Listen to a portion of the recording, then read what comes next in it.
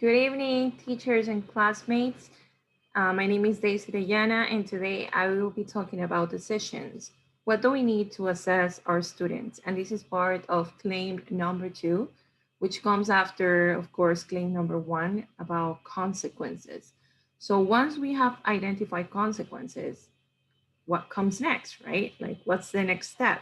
And that's decisions, right? It comes with an action plan, it comes with a list of strategies that we need to follow in order to continue with the assessment process, which we already know it doesn't stop just with the results, but what we do with those results. And that leads us to this chart, to this mind map that I have done here. What are the consequences, or what kind of things can decisions change? And the first one I have put there is, of course, grades. When we are talking about summative decisions, grades are affected the same way that advancement. Every single time that we are planning on making a decision, of course, we are putting at risk, or we are thinking about the advancement that our students could be making inside the classroom. We also need to talk about the instructional needs, okay? Because we also make decisions about this, and also our decisions affect the instructional needs. Um, what type of tasks we are using inside the classroom, what type of things, or how are our students reacting to those type of tasks. And finally, we also make decisions about curriculum and funding.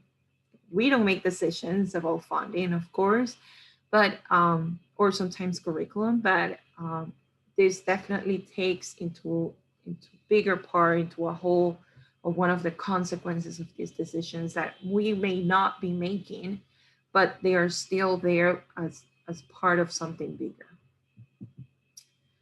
While I was researching for this presentation, I found in a magazine called Edutopia this important citation here. I have included it like a citation, and it's by Beach 2008.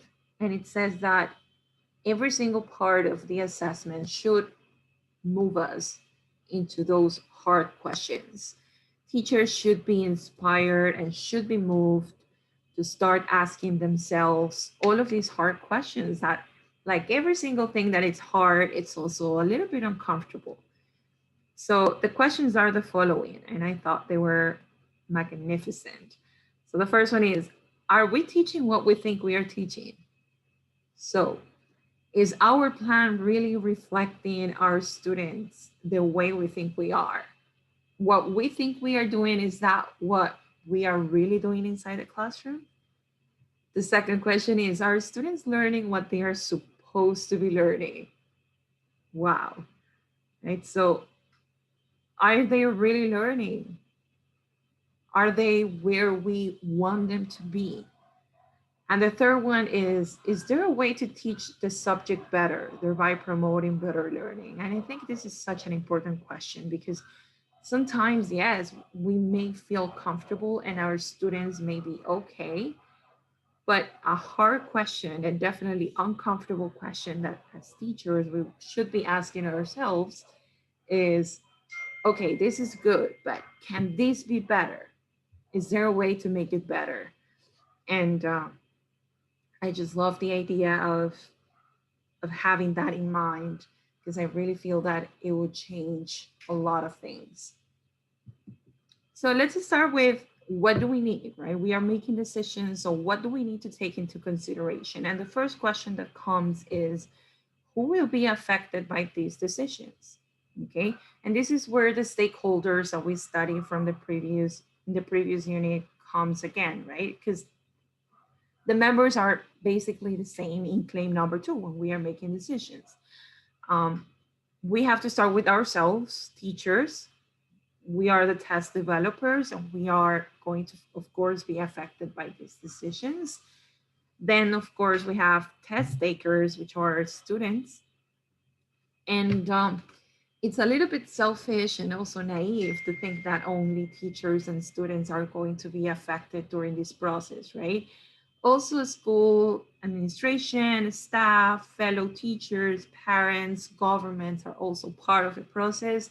even though they are not really inside of it, they can still feel the consequences of assessment and will be affected by decisions. Now, not every single decision will affect this box that I have classified as others. I would say that the main two stakeholders are teachers and students, which are test developers and test takers. But for some big, summative, important decisions, of course, administration, parents, government are going to be affected as well.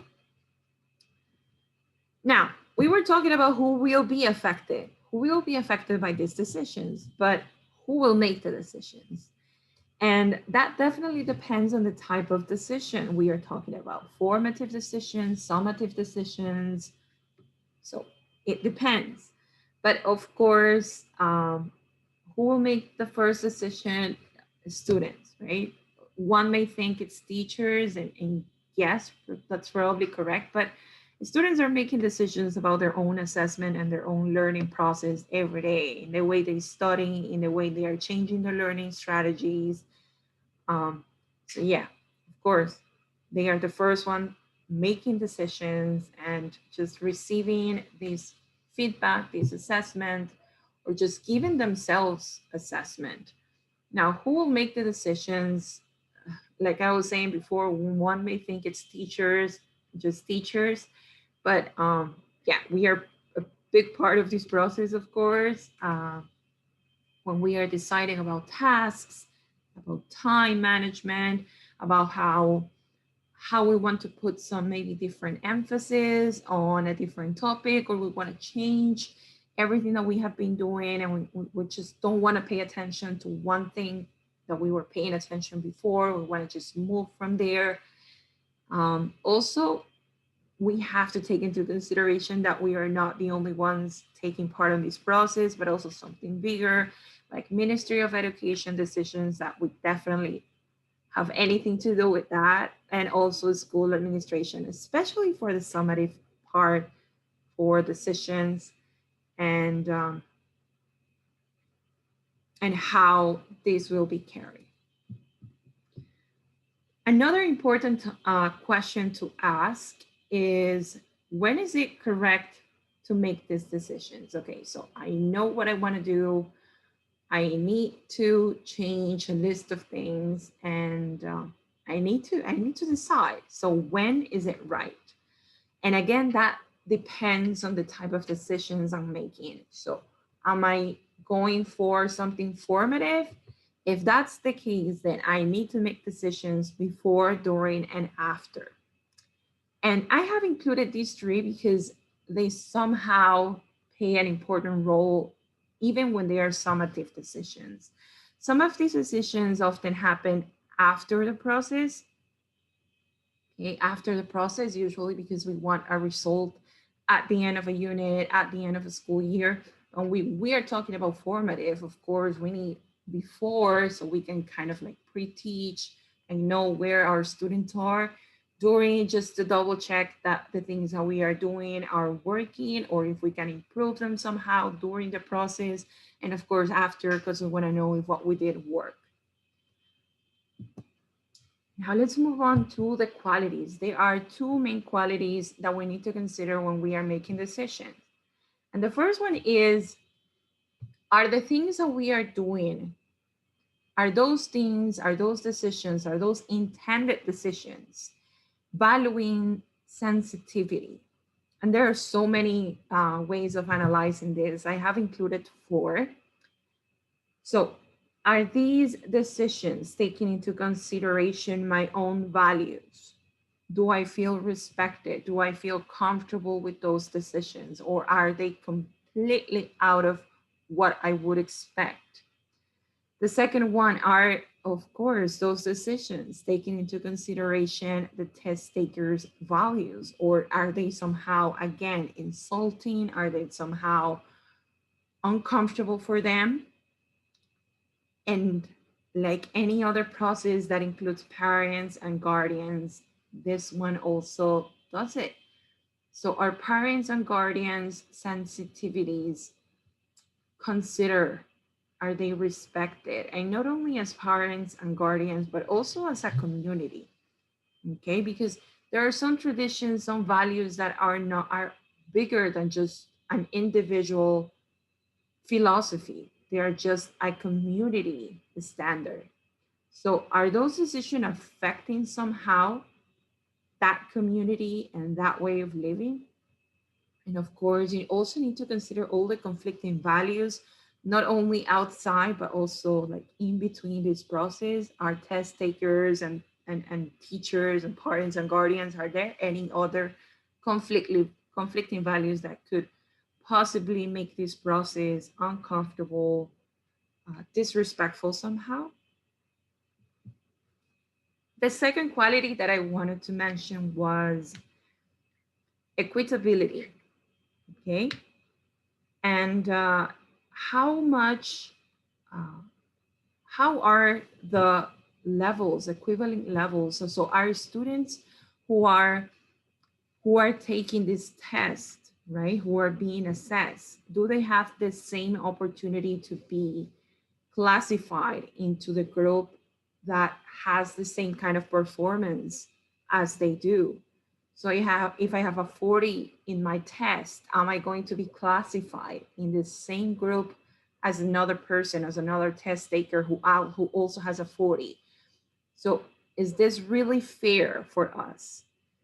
And that has to be with the first one. So equivalent levels classified into the same groups according to the scores.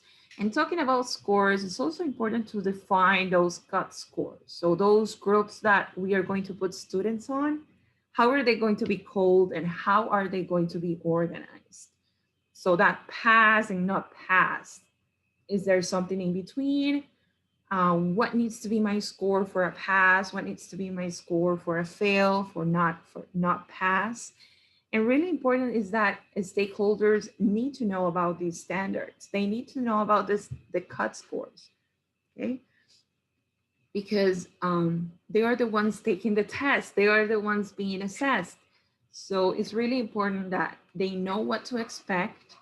So this becomes fair and equitable. And another, we have to be careful. Results need to be reliable and also feel reliable. The students need to know that every single score that is similar to theirs or it's the same as theirs is being put into the same group, and we are not making any special differences. So as a summary really quickly about claim number 2, which is making decisions or thinking about these intended decisions. First of all, we need to make a list and descriptions of the decisions that we're going to make, of course. Second, like we mentioned before, the stakeholders, who. Number 3, now, who is going to be responsible? Number 2 is who's going to participate, but number 3 is who is responsible for each part of the process. Number 4, when are these decisions going to be made? Before, during, or after? And of course, number 5 has to do with the qualities, value and sensitivity, and is equitable. Thank you so much for your time, and I am glad to hear any feedback from this presentation.